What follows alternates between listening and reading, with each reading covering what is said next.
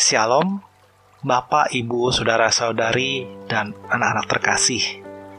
Dalam renungan kebaktian rumah tangga, Kamis 9 September 2021, kita memiliki tema yakni menerima sesama semua atau pilih-pilih. Semua atau pilih-pilih dengan dasar Alkitab dalam Yakobus pasal kedua ayat pertama sampai 13. Yakobus pasal 2 ayat pertama sampai 13. Sebelum kita membaca serta mendengarkan firman Tuhan, mari kita bersatu di dalam doa. Kita berdoa. Allah yang Maha Baik, dalam renungan kebaktian rumah tangga, kami mengucap syukur dalam berbagai keterbatasan. Tuhan tetap mengasihi kami melalui perantara Tuhan kami Yesus Kristus. Dan Tuhan yang sama itu selalu memberikan penguatan, penghiburan, dan semangat melalui kuat dan kuasa Roh Kudus. Di minggu ke-15 sudah Pentakosta ya Allah.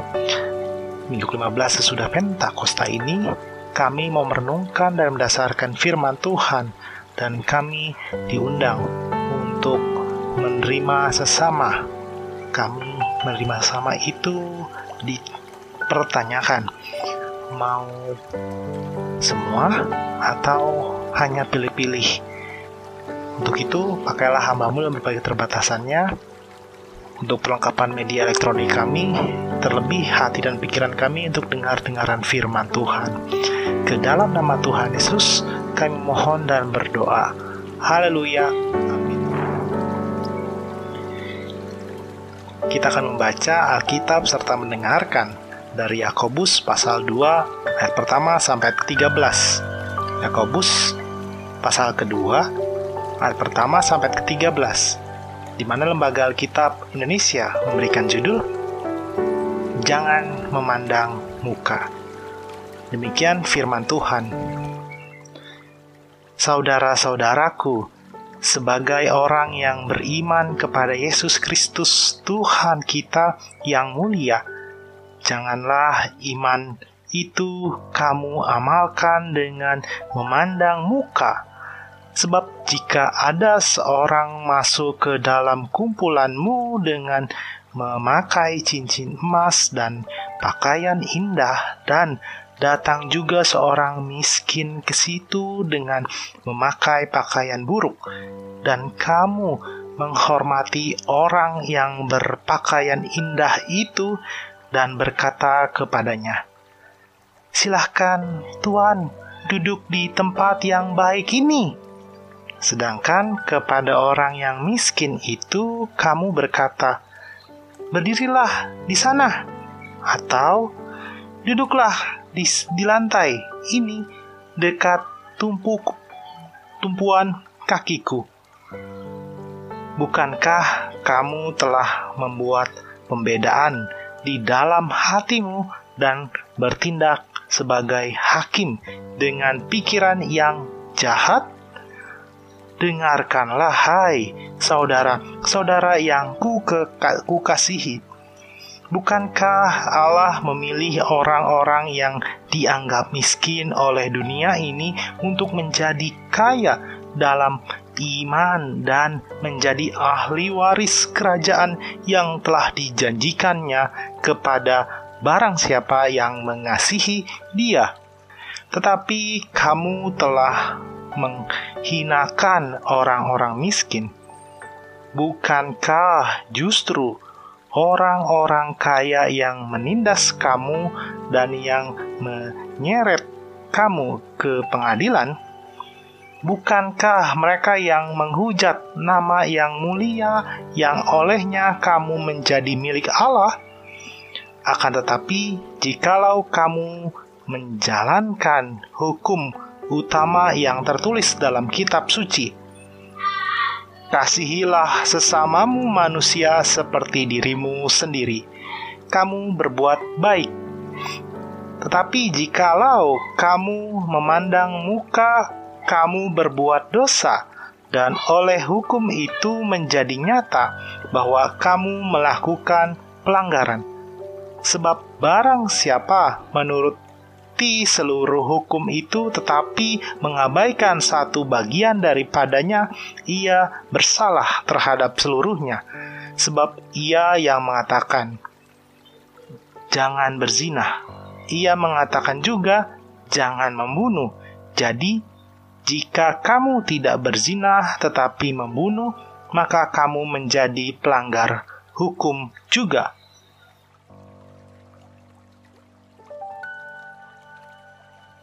Berkatalah dan berlakulah seperti orang-orang yang akan dihakimi oleh hukum yang memerdekakan orang.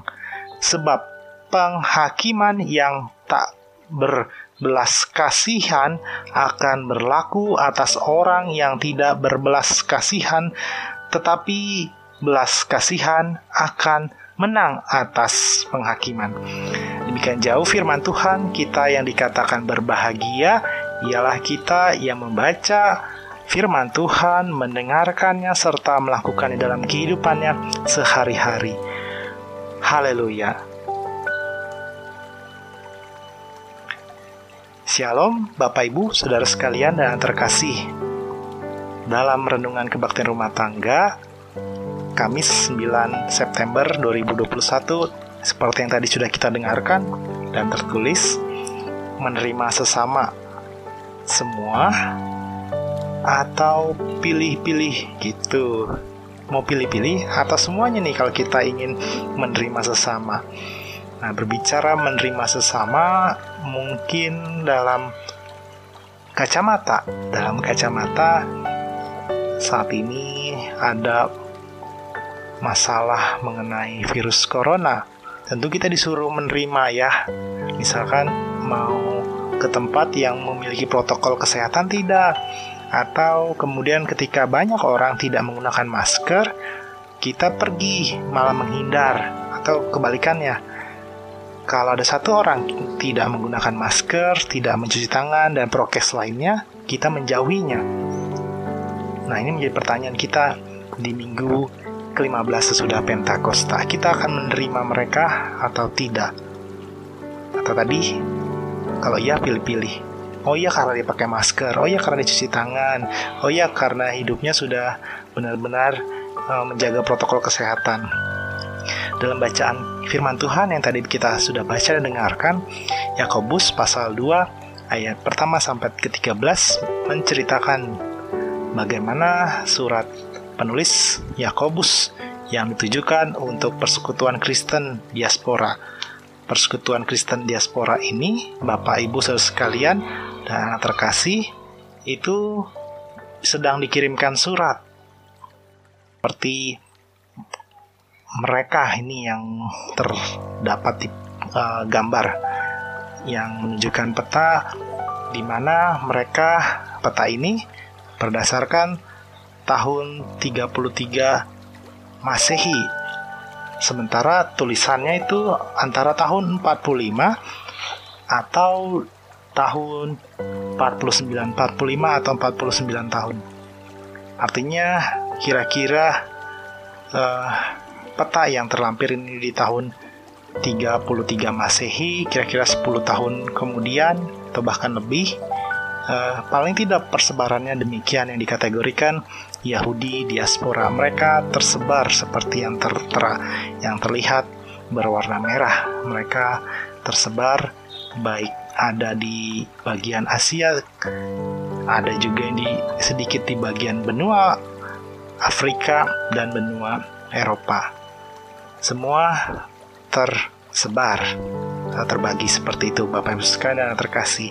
Nah, di tengah kondisi mereka yang tersebar itu, Yakobus penulis melihat bahwa ada orang-orang kaya yang justru menjadi orang-orang yang membuat miskin sesamanya. Jadi ada orang kaya sengaja membuat orang lain menjadi miskin. Misalkan dengan konsep hutang ataupun dengan bunga ke bunga, misalkan demikian.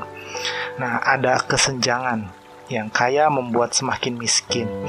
Nah, kemudian dikatakan juga di ayat kedua,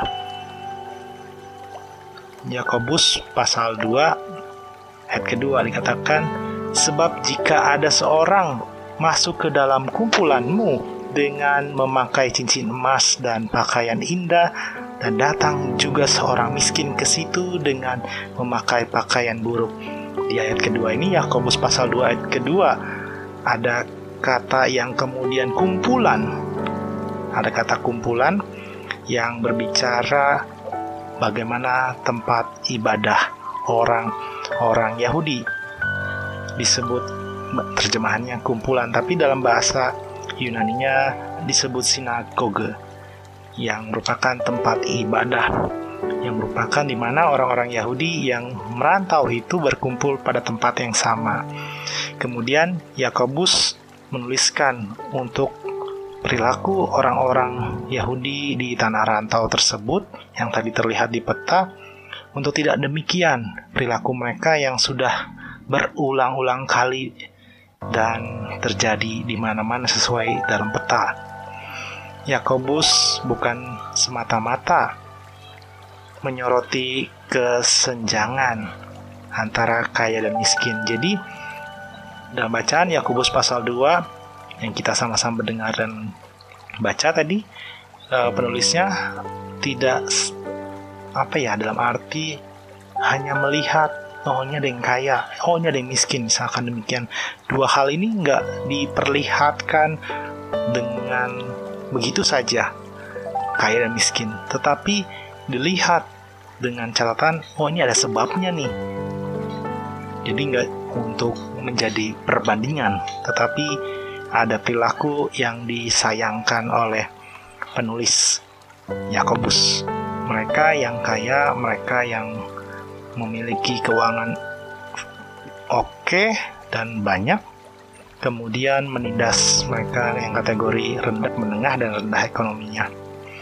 Kemudian dikatakan juga sebagaimana Allah menerima kita, bukan karena kita sebagai pemilik kehidupan ini, tapi karena kasih-Nya yang begitu besar. Tuhan Allah yang Maha Kasih itu tetap memberikan kasih yang begitu mahal, yakni hidupnya sendiri yang tergantung atau disalibkan itu, Bapak Ibu sekalian. Orang kemudian lupa dan diingatkan oleh penulis Yakobus pasal 2 ini yang kita sama tadi baca dan dengarkan, di mana orang-orang di mana mereka lupa dan hanya kepentingannya, yakni ekonomi saja. Kemudian Yakobus juga mengingatkan hukum kasih pada jemaat diaspora ini yang tadi dalam peta. Hukum kasih yang diperlihatkan dalam Yakobus pasal 2 ayat ke-8. Tetapi jikalau kamu menjalankan hukum utama yang tertulis dalam kitab suci, kasihanilah sesamamu manusia seperti dirimu sendiri, kamu berbuat baik. Ini kata Yakobus dalam Yakobus pasal 2 ayat ke-8. Dia mengutip, kasihilah sesamamu manusia seperti dirimu sendiri. Itu yang menjadi pengingat, itu menjadi hukum kasih. Lalu pertanyaannya, sesama itu yang seperti apa? Dalam konteks tadi Yahudi diaspora yang tadi di peta, apakah sesama itu sesama orang kaya saja misalkan? Hanya orang-orang kaya saja yang kemudian saling mengasihi, orang kaya saja yang saling menerima, orang kaya saja yang berbuat baik, orang kaya saja yang tolong-menolong. Apakah sesama demikian? Atau mereka yang kategori menengah atau bahkan miskin sekalipun tidak dapat berbuat kasih, tidak dapat menerima dengan baik dan benar. Nah, kita kembali diingatkan, sesama ini yang tadi dituliskan dalam Yakobus pasal 2 ayat ke-8 berbicara apa sih? Nah, ada kata sesama itu dalam bahasa Yunaninya yang tertera, yakni pleision. Pleision itu berbicara neighbor, berbicara orang yang near atau dekat di antara kita.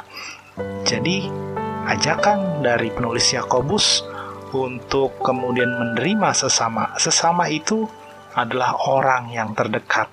Tadi dalam bahasa Yunaninya pleision. Pleision ini atau berbicara neighbor, orang terdekat dari kita. Apakah kita diundang untuk hanya terbatas orang terdekat, neighbor, tadi tetangga, atau orang yang di sebelah kiri, di sebelah kanan, depan dan belakang kita, di sekitar kita? Apakah hanya itu? Bagaimana dengan orang yang jauh? Nah, poinnya adalah dalam Yakobus pasal 2 tadi, latar belakangnya orang-orang Yahudi diaspora hanya kayak tadi misalkan menjadikan sesamanya, kalau dia kaya, kalau dia punya cincin, tadi di ayat kedua, mereka berbuat baik. Kalau nggak ada sama sekali, ya sudah disuruhnya tadi duduknya di lantai, malah bahkan duduk di atas kakinya yang pemilik rumah tadi. Neighbor ini atau menerima sesama tadi dalam bahasa Yunaninya. Dalam Yakobus pasal 2 ayat ke-8 kita dipanggil untuk menjadi atau menerima mereka, menjadi orang yang melakukan hukum. Tadi dijelaskan juga, jangan membunuh, jangan berzina. Tapi jika tidak melakukan kasih, kita melanggar semua hukum itu. Kembali, apakah kita hanya orang terdekat tadi, atau dalam bahasa Yunaninya itu pleison atau neighbor ini, dalam bahasa New International Version-nya.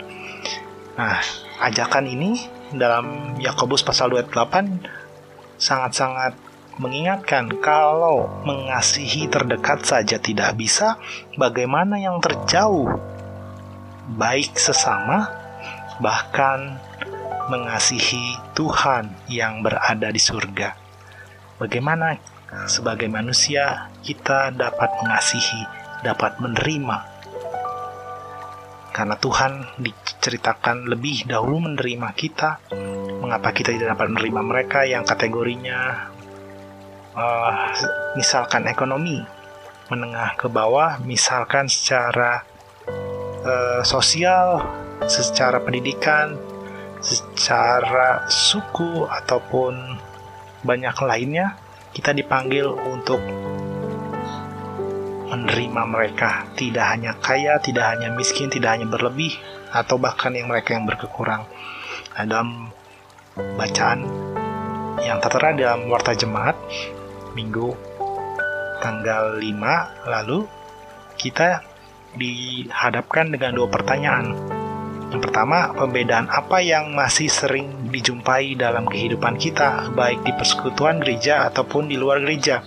Pembedaan mungkin saat ini karena tadi manusiawinya, secara ekonomi, sama mungkin juga secara pendidikan, mungkin juga secara mata, secara adat, ataupun banyak hal lainnya, agama tentunya, ataupun secara manusiawi lainnya, kita menganggap orang lain lebih rendah dan tidak menerima mereka. Itu pertanyaan pertama, banyak sekali pembedaan yang masih sering dijumpai. Kemudian pertanyaan kedua, bagaimana kita belajar menerima orang lain tanpa membeda-bedakan, menerima tanpa membeda-bedakan. Ini bagaimana caranya? Kita diundang di minggu ke-15 sudah Pentakosta. Diingatkan dalam Yakobus pasal 2, dikatakan tadi juga di ayat ke-12, berkatalah dan berlakulah seperti orang-orang yang akan dihakimi oleh hukuman yang memerdekakan orang. Sebab penghakiman yang tak berbelas kasihan akan berlaku atas orang yang tidak berbelas kasihan. Yakobus pasal 2 ayat ke-13. Tetapi belas kasihan akan menang atas penghakiman dengan melakukan hukum kasih, dengan menerima orang. Kita pun dapat dibebaskan, kita pun menerima belas kasihan dari Allah sehingga kita tidak dihakimi di akhir zaman. seperti tema di hari Minggu yang lalu, kita diundang untuk menjadi pribadi yang mampu atau tidak, khususnya dalam kerangka hari doa Alkitab. Bersama-sama kita diingatkan susah untuk dapat menerima mereka, mungkin karena emosi, mungkin karena perihal sikap mereka, bagaimana bisa menerima mereka. Kan mendingan pilih-pilih, seperti hukum dalam Alkitab, tabur dan tuai. Iya, tapi kita dipanggil untuk tetap menerima mereka, seperti tema di Minggu 5 September lalu. Dalam hari doa Alkitab atau dalam Minggu ke-15 sudah Pentakosta, kita diajak untuk menerima mereka. Jangan pilih-pilih, jangan hitung-hitungan, karena kita mengingat bahwa Allah menyertai kita. Allah menyertai kamu dalam tema Minggu, hari Minggu lalu sampai akhir zaman. Jangan takut, jangan bimbang. Selamat menjadi pribadi lepas pribadi untuk menerima semua. Jangan pilih-pilih. Tuhan memberkati dan memampukan kita, karena Tuhan adalah Allah yang Maha Kasih, ialah Allah yang menyertai kamu sampai akhir zaman. Amin. Mari Bapak, Ibu, saudara sekalian dan terkasih, kita bawa setiap pokok-pokok doa kita di dalam doa syafaat, dan nanti secara bersamaan kita tutup dengan akhiri dengan doa Bapa kami. Kita bersatu dalam doa. Kita berdoa. Allah yang Maha Kasih dan Allah yang sudah menerima kami. Untuk setiap kesalahan kami, Engkau menerima kami dengan curahan darah yang dikerjakan oleh Tuhan kami Yesus Kristus.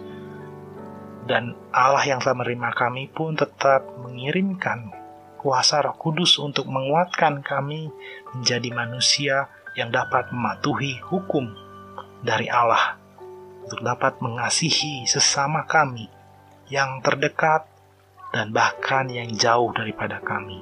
Kami mau, ya Allah, diingatkan kembali dalam Yakobus pasal 2 untuk menjadi pribadi lepas pribadi, menerima mereka yang mungkin telah berbuat salah, mungkin membuat kami kesal, mungkin membuat kami jengkel, dan banyak hal lainnya. Kiranya kami dapat menerima mereka seperti kami telah Tuhan terima atas setiap dosa-dosa kami dan ampuni kami. Kami juga dapat menerima mereka dan mengampuni mereka, dan bahkan dapat berinteraksi dengan mereka dengan menjadi berkat bagi mereka. Ya Allah, karena Tuhan lebih dahulu memberkati kami. Di saat bersamaan kami juga mendukung dalam doa, ya Allah, untuk mereka yang sedang dalam sakit. Kami mendukung dalam hati kami, ya Allah, dan mereka juga yang dalam proses pemulihan. Kami berdoa untuk Bapak Richard Manulang, Bapak Makmur Sianturi, Bapak Kamsan Sitorus, Ibu Penatua Mastiur Kamsia Situmorang. Kami juga berdoa untuk Ibu Marli Tambunan. Tuhan berkati apa yang menjadi obat-obatan, makanan, dan perhatian dari keluarga, dan juga doa kami bersama-sama dapat memberikan iman pengharapan dan pemulihan dan kesembuhan, ya Allah. Di saat bersamaan kami juga mengucap syukur Tuhan telah menambahkan usia. Kami mendukung dalam doa untuk Ananda Serendi Gracia Bevnai Girsang. Kami juga berdoa untuk Bapak Mulia Putra Girsang dan Saudari Ria Astuti Nainggolan. Kami berdoa untuk Saudara Brilian Ayub Septianus, Ibu Surarti, Ibu E.M. Napitupulu, Ananda Argando Batara, Ananda Giovanni Jericho Girsang, Ibu Heti Baktiar, dan Ibu Marlia Tambunan. Kami juga berdoa untuk Ibu Felicia Rizky Putri Purba. Tuhan tambahkan usia mereka. Kami juga percaya Tuhan juga menambahkan kesehatan, prestasi, kesukacitaan, dan hal-hal baik dari Tuhan. Kami percaya Tuhan berkati mereka, dan kami percaya mereka juga menjadi berkat bagi sesama. Kami juga mendukung dalam doa untuk dua keluarga terkasih, yakni untuk keluarga Bapak Mulia Putra Girsang dan keluarga Bapak Penatua Nelson Pakpahan. Tuhan jamah dan Tuhan berkati mereka, yang sebagai suami, sebagai istri, anak-anak, dan keluarga besar yang ada di Jatiasi maupun yang jauh dari Jatiasi. Tuhan berkati mereka satu persatu dan jadikan mereka berkat juga. Allah yang Maha Baik, kami juga mendukung dalam doa untuk Majelis Jemaat GKP Jatiasi, pengawas perbendaharaan jemaat, komisi pembantu setempat, guru TK, unit TK di dalamnya, dan kami berdoa juga untuk para peserta didiknya. Ya Allah, Tuhan berkati dan berbagai keterbatasan untuk tetap belajar.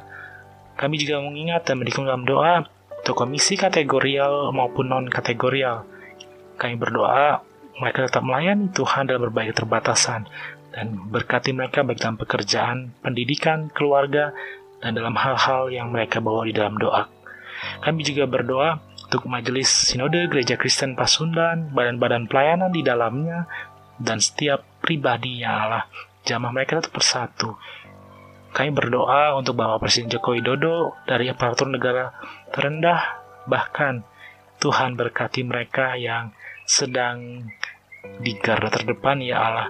Tuhan berkati mereka, baik dokter, suster, dan tenaga kesehatan lain, tenaga keamanan. Tuhan, kami mau tetap mematuhi protokol kesehatan agar level pandemi semakin berkurang dan kemudian adanya herd immunity dengan kami mematuhi protokol kesehatan dan juga divaksin ya Allah.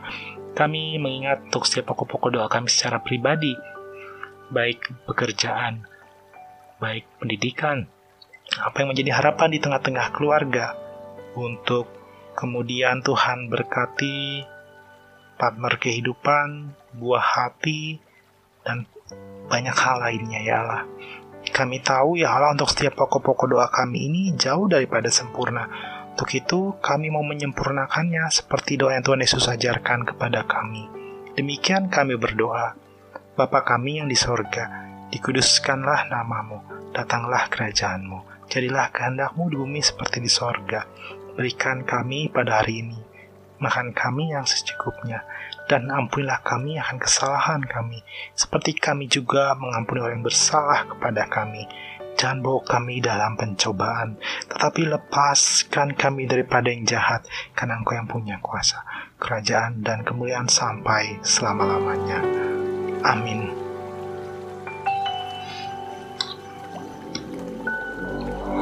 Demikian Bapak, Ibu, saudara sekalian yang terkasih, kita telah merenungkan firman Tuhan dalam kebaktian rumah tangga. Selamat menjadi pribadi lepas pribadi yang Tuhan pakai dan Tuhan layakkan menjadi berkat bagi sesama. Dan dalam penyampaian berkat itu, Tuhan rindu untuk kita menerima sesama, baik mereka yang kaya atau berkelebihan, mereka yang miskin atau mereka yang kekurangan. Karena ingat, kita lebih dahulu diterima oleh Allah dan kita dipanggil untuk menerima mereka. Tuhan memberkati. Amin.